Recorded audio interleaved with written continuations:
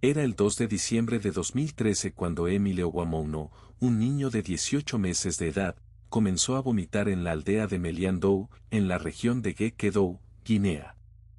Su madre, Siakoroma, notó que su hijo tenía fiebre alta, más de 38,5 grados centígrados.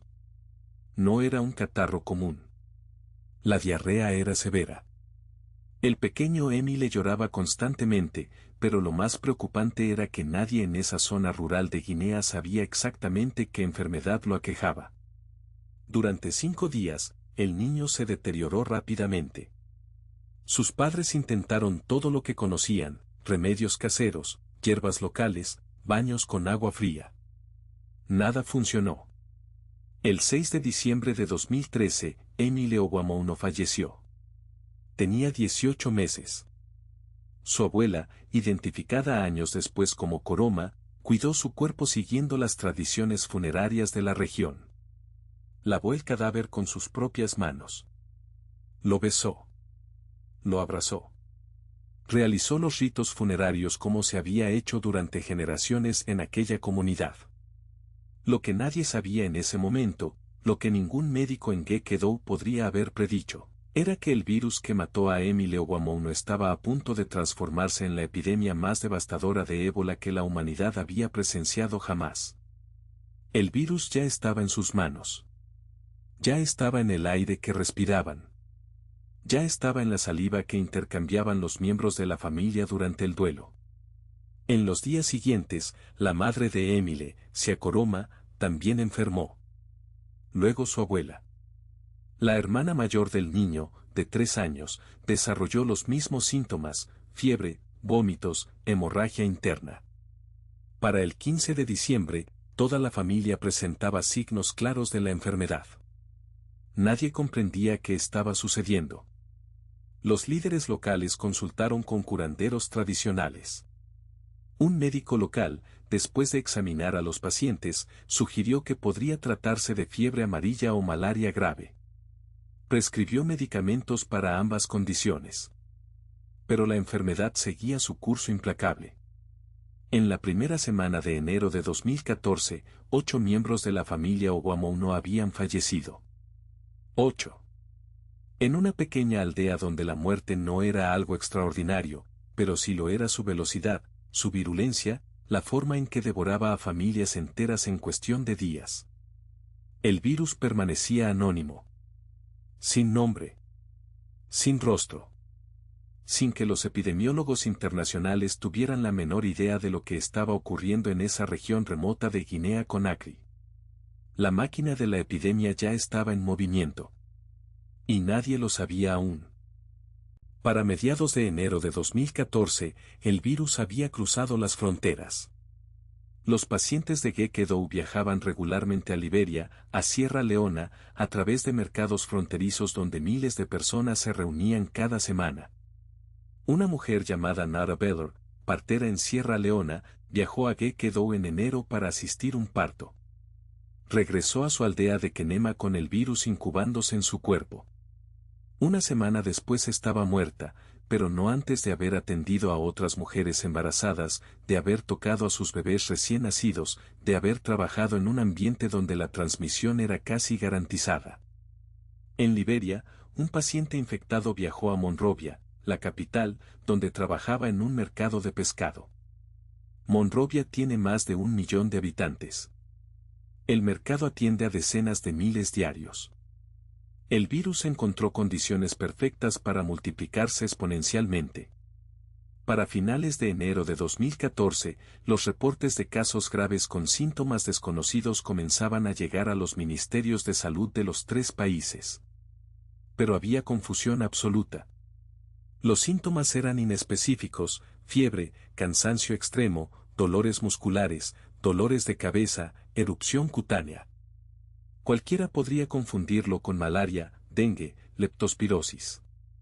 Los laboratorios locales no contaban con las pruebas necesarias para identificar ébola. De hecho, ébola era una enfermedad que surgía ocasionalmente en la República Democrática del Congo, en Uganda, en Sudán, en regiones remotas de África Central. No en África Occidental. nunca en África Occidental. Los epidemiólogos occidentales estaban desconcertados. El 23 de marzo de 2014, Guinea-Conakry reportó oficialmente 49 casos confirmados de ébola y 29 muertes. No era un número alarmante en el contexto global. Parecía controlable. Parecía ser un brote aislado. Pero los datos estaban atrasados semanas. La realidad en el terreno era mucho más sombría. Para esa fecha, los casos reales superaban los 100. El virus se propagaba en silencio, invisible, mientras los gobiernos locales dudaban en anunciar un brote que podría destruir sus economías turísticas y de transporte. En Freetown, Sierra Leona, un hospital reportó 40 pacientes con síntomas similares en una sola semana. En Monrovia, los médicos observaban a pacientes que llegaban gravísimos, con hemorragias internas, con insuficiencia orgánica múltiple, muriendo en cuestión de horas. El virus había encontrado su camino perfectamente.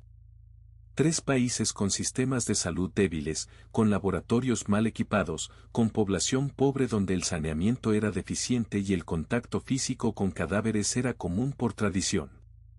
Para mediados de marzo, cuando el mundo finalmente tomó conciencia de que algo grave estaba sucediendo, el virus ya había infectado a cientos de personas. Ya había matado a más de 100. Y apenas estaba comenzando. El virus del ébola es uno de los patógenos más mortales conocidos por la medicina moderna. Pertenece a la familia Filoviridae y existe en varias cepas. La cepa que circulaba en África Occidental en 2014 era la cepa Zaire, la más letal, con una tasa de mortalidad que oscilaba entre el 68 y el 90% según la población estudiada. Pero los números estadísticos no transmiten el horror de cómo muere una persona por ébola. El virus comienza su trabajo en las células del sistema inmunológico. Entra silenciosamente. Durante los primeros 2 a 21 días, el infectado puede no presentar síntomas. Puede trabajar. Puede viajar. Puede tocar a sus seres queridos. El virus se replica exponencialmente durante este periodo de incubación, multiplicándose dentro del cuerpo sin que la víctima lo sepa. Luego, sin aviso, comienza la enfermedad. Fiebre repentina. Dolor muscular debilitante. Cansancio tan profundo que es imposible levantarse de la cama. Dolores de cabeza que los pacientes describían como si alguien estuviera golpeando sus cráneos desde adentro. Vómitos. Diarrea. Para este punto, el virus ya ha atacado múltiples sistemas orgánicos. En el caso del ébola, el virus destruye los vasos sanguíneos desde adentro. Las células que forman las paredes de los capilares mueren. El resultado es hemorragia interna sin control. El paciente comienza a sangrar desde todos los orificios del cuerpo. Sangre en las heces. Sangre en el vómito. Hemorragia vaginal severa en las mujeres. Sangrado de las encías. Los ojos se vuelven rojos debido al sangrado en los vasos oftálmicos. Los pacientes describen ver su propia sangre caer desde sus párpados. El hígado falla. Los riñones colapsan. La presión arterial cae peligrosamente. Los órganos comienzan a necrosarse mientras el paciente aún está vivo, sintiendo cada momento de su descomposición. La muerte típicamente ocurre entre 7 y 10 días después del inicio de los síntomas, aunque puede ser más rápida. Algunos pacientes mueren en 48 horas. El dolor es insoportable. No hay medicamento analgésico que lo alivie completamente. Los pacientes infectados a menudo gritan de agonía. En los centros de aislamiento, el sonido de los moribundos se vuelve constante, casi ensordecedor. El Dr. Samuel Brisbane, médico infectólogo que trabajó en Sierra Leona durante el pico de la epidemia, describió en una entrevista posterior haber visto a un hombre de 32 años convertido en una cáscara humana en menos de una semana. Dijo, cada órgano de su cuerpo parecía estar fallando simultáneamente. Era como observar a alguien siendo destruido desde adentro por un enemigo invisible. Y lo peor era saber que no podíamos hacer casi nada para detenerlo. En marzo de 2014, cuando los casos comenzaban a multiplicarse exponencialmente, los gobiernos locales aún subestimaban la escala de lo que se avecinaba. El Dr. Albert Nyansua, epidemiólogo liberiano, envió un informe urgente al Ministerio de Salud de Liberia advirtiendo que el número de casos reales era al menos 3 veces mayor que los números oficiales reportados. Estimaba que para principios de abril ya había más de 500 casos sin detectar. Sus advertencias fueron ignoradas. Los funcionarios creían que el brote se contendría naturalmente. Que era cosa de 1 o 2 aldeas. Que en un mes todo habría pasado. Estaban catastróficamente equivocados. Para finales de abril de 2014, los números comenzaban a acelerarse de manera vertiginosa. Guinea reportaba 112 casos confirmados. Liberia reportaba 13 confirmados, pero todos los observadores sabían que las cifras oficiales eran dramáticamente bajas. Sierra Leona aún no había confirmado ningún caso oficialmente, aunque hospitales en Freetown estaban recibiendo pacientes con síntomas claros de ébola. El director del Hospital Seguridad de Kingaman en Freetown, Dr. Brema Carbo, describió la situación en un comunicado: pacientes llegaban en números que excedían la capacidad de nuestras instalaciones. Nuestro hospital tiene 100 camas. En una sola semana de mayo, admitimos más de 200 pacientes con sospecha de ébola. No teníamos equipo de protección personal suficiente. Nuestros médicos y enfermeros estaban muriendo. El contagio dentro de los hospitales se convirtió en un amplificador letal de la epidemia. En el Government Hospital de Monrovia, Liberia, durante la tercera semana de mayo, 2 médicos fallecieron en el mismo día. Ambos habían estado tratando pacientes con ébola sin equipo de protección adecuado porque simplemente no había disponible. Los hospitales estaban quedando sin guantes quirúrgicos, sin máscaras N95, sin trajes de protección. Las enfermeras estaban usando bolsas de plástico como barreras de protección. Un testimonio de enfermera de un hospital en Kenema, Sierra Leona, identificada como Sestern Ballo, relató: hicimos lo mejor que pudimos con lo que teníamos. Algunos días, teníamos un par de guantes para toda mi turno. Un par. Para tratar a 20 pacientes. Sabíamos que era una sentencia de muerte, pero ¿qué opción teníamos? Para la segunda mitad de mayo, el virus había infectado a más de 1000 personas en los 3 países. Pero lo más crítico era la tasa de transmisión dentro de las instalaciones de salud. De acuerdo con datos de la Organización Mundial de la Salud, el 42% de todos los casos hasta ese momento habían sido adquiridos en hospitales. Los centros de tratamiento se habían convertido en lugares donde el virus prosperaba. Cada paciente que llegaba era una amenaza potencial para todas las personas alrededor. Para principios de junio, Guinea había establecido una zona de cuarentena en Gekedou, el epicentro original. Se prohibieron viajes. Se cerraron mercados. Pero ya era demasiado tarde. El virus había llegado a todas las capitales principales de los 3 países. Había llegado a ciudades con millones de habitantes. En Monrovia, Liberia, que en 2014 tenía una población de aproximadamente 1,2 millones de personas, el gobierno declaró un estado de emergencia el 30 de julio. Prohibió asambleas públicas. Cerró todas las escuelas. Impuso toques de queda nocturnos. Pero estas medidas llegaban meses después de que el virus ya estuviera circulando libremente en la comunidad. El daño ya estaba hecho. Hospitales en Monrovia reportaban que las salas de aislamiento estaban completamente desbordadas. Pacientes estaban siendo tratados en pasillos. Algunos ni siquiera recibían camas, solo una zona delineada en el piso. Los cadáveres se acumulaban más rápido de lo que podían ser removidos. El crematorio de la ciudad funcionaba 24 horas al día, y aún así no daba abasto. Para finales de junio, la Organización Mundial de la Salud confirmó que el brote de 2014 ya había superado en cantidad de muertes a todos los brotes de ébola previos combinados. Habían pasado apenas 6 meses desde la muerte del pequeño Emile Owamouno y el virus ya había matado a más de 700 personas. Los epidemiólogos comenzaban a hacer proyecciones aterradoras. Si la tasa de crecimiento continuaba a este ritmo, proyectaban decenas de miles de muertes. Algunos modelos más pesimistas hablaban de cientos de miles. El pánico comenzaba a cundir en las capitales africanas. En Accra, Ghana, Dakar, Senegal y Lagos, Nigeria, comenzaron a cerrarse fronteras. Se prohibían vuelos internacionales. Se instalaban puntos de control con termómetros de infrarrojo en los aeropuertos. El mundo comenzaba a prestar atención, pero para muchos ya era demasiado tarde.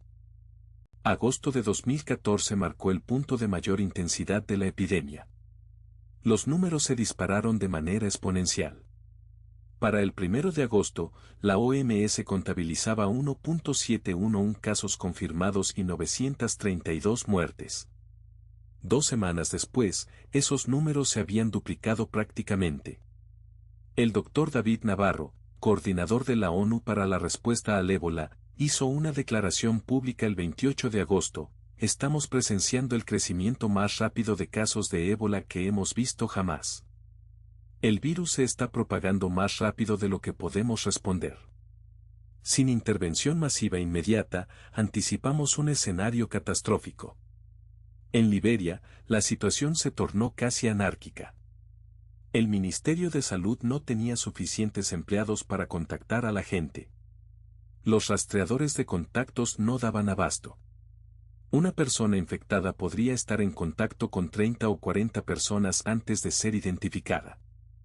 En Monrovia, el Hospital John F. Kennedy, que era la instalación médica principal de la ciudad, fue completamente abrumado en septiembre. El director del hospital, Dr. Ahmed Danes, informó que en la semana del 15 de septiembre admitían 150 nuevos pacientes por día. Su capacidad total era de 130 camas. Estaban 3 veces por encima de su límite. Los pacientes llegaban en ambulancias, en taxis, a pie, llevados por familiares desesperados. Muchos llegaban tan enfermos que fallecían antes de poder ser admitidos formalmente. Los cuerpos se amontonaban en las áreas de espera. En Sierra Leona, el hospital principal de Freetown se convirtió en un lugar de horror inimaginable.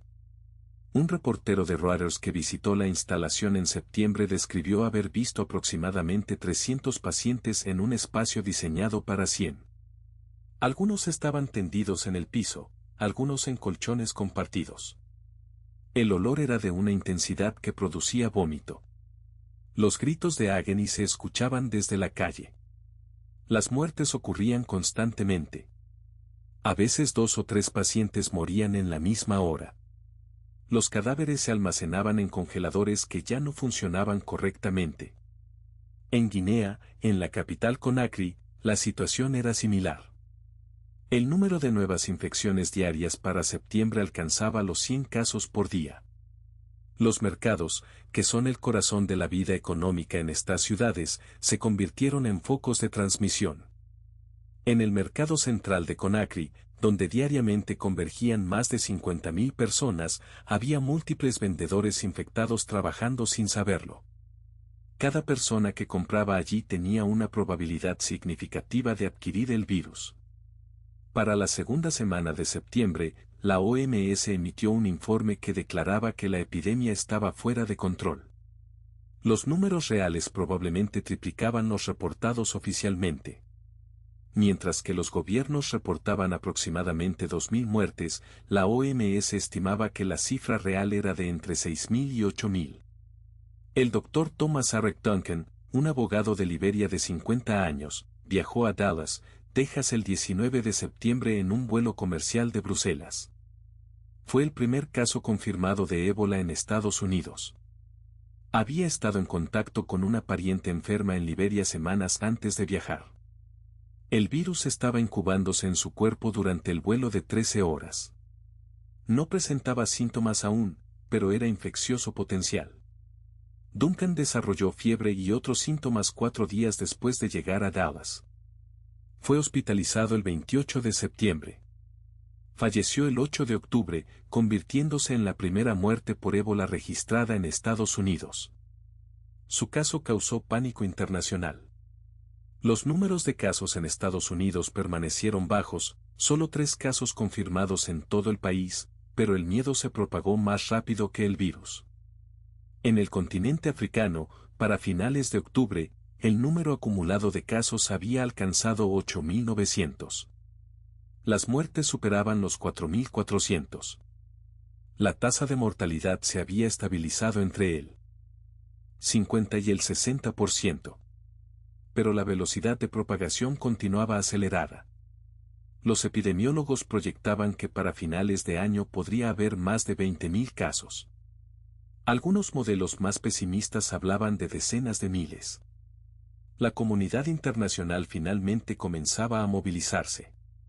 La ONU autorizó una operación internacional de respuesta. Hospitales de campaña fueron enviados desde Francia, Alemania, España, Estados Unidos y otros países. Personal médico voluntario llegaba desde todo el mundo. Pero la velocidad de estos recursos era insuficiente comparada con la velocidad del virus. El final del 2014 vio el virus en su punto máximo de transmisión.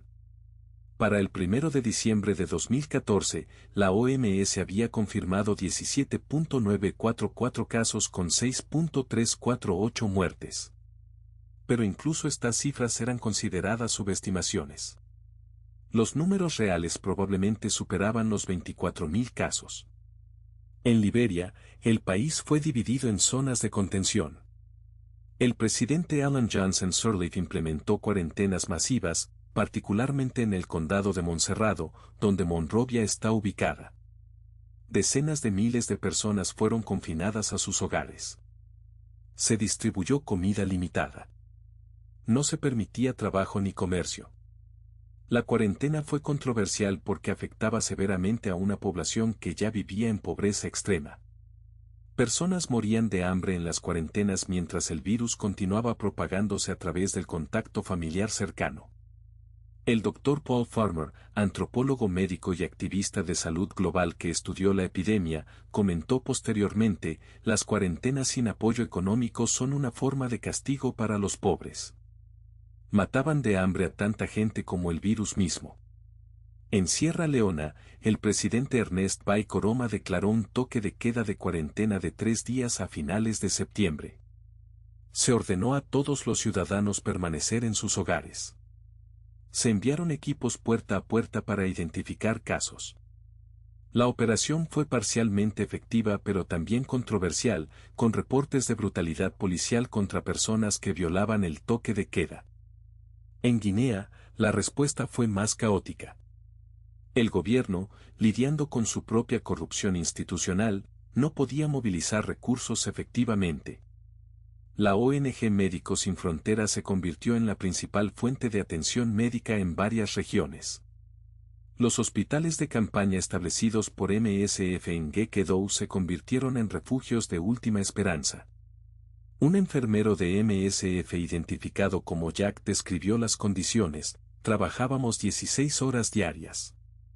Usábamos el mismo equipo de protección más de una vez porque no había suficiente. Perdimos a 3 colegas durante los meses que estuve allí. Pero continuamos porque la gente seguía llegando, muriéndose, pidiendo ayuda. Para enero de 2015, las nuevas infecciones comenzaban a disminuir gradualmente. Los meses de intervención, cuarentena y cambios de comportamiento comenzaban a mostrar efectos. Las personas aprendieron a no tocar a los muertos. Aprendieron a buscar atención médica temprana. Los hospitales de campaña lograron más control de infecciones. La tasa de reproducción del virus, es decir, cuántas personas infectaba cada persona enferma, comenzó a caer por debajo de 1. Esto marcó el punto de inflexión. Para marzo de 2015, aunque aún había cientos de nuevos casos por semana, la tendencia era claramente descendente. En junio de 2015, Sierra Leona fue declarada libre de ébola. Liberia fue declarada libre en septiembre. Guinea fue la última, declarada libre en diciembre de 2015. El brote oficial duró casi 2 años, desde diciembre de 2013 hasta diciembre de 2015. El precio final fue de 11.310 muertes confirmadas. Las estimaciones no oficiales sugieren que la cifra real podría ser entre 30 y 50% más alta, potencialmente superando los 16.000 fallecidos. Fueron los nombres reales, los rostros, las historias. Emily Owamouno, cuyo cuerpo lavado por su abuela comenzó todo. Thomas Harriet Duncan, cuya muerte en Dallas asustó a América. Nata Vale, la partera que llevó el virus a Sierra Leona. Sister Mbalu, la enfermera que trabajó sin protección. Decenas de doctores y enfermeros que murieron tratando de salvar vidas. Miles de personas ordinarias en aldeas ordinarias cuya única mala suerte fue estar en el lugar equivocado en el momento equivocado. El brote de 2014 cambió la forma en que el mundo piensa sobre las epidemias. Expuso las debilidades de los sistemas de salud en países en desarrollo. Demostró cuán rápidamente un virus puede propagarse en un mundo conectado. Y demostró que incluso con toda nuestra tecnología moderna, contra un enemigo biológico implacable, la supervivencia a menudo se reduce a suerte y acceso a recursos. Los sobrevivientes del ébola frecuentemente quedan con secuelas a largo plazo, problemas oculares, artritis, debilidad crónica, trauma psicológico profundo. Las comunidades quedaron devastadas. Huérfanos. Viudas. Hombres que perdieron sus trabajos y nunca recuperaron sus ingresos. Economías que tardaron años en recuperarse. Pero la historia también contiene lecciones de resiliencia extraordinaria. De personas que se presentaron voluntariamente a trabajar sabiendo que enfrentaban riesgo de muerte. De comunidades que, una vez que entendieron la transmisión, implementaron cambios de comportamiento radicales. De una humanidad que, a pesar de sus limitaciones, se unió para enfrentar un enemigo común. El pequeño Emily Owamouno nunca supo que su muerte sería el punto de partida de una de las peores epidemias en la historia moderna. Pero su legado, si podemos llamarlo así, fue el de exponer verdades incómodas sobre desigualdad global, sobre cómo los pobres pagan el precio más alto de las crisis sanitarias, y sobre la necesidad urgente de fortalecer los sistemas de salud en los lugares más vulnerables del mundo. Ese es el verdadero testimonio del brote de ébola de 2014.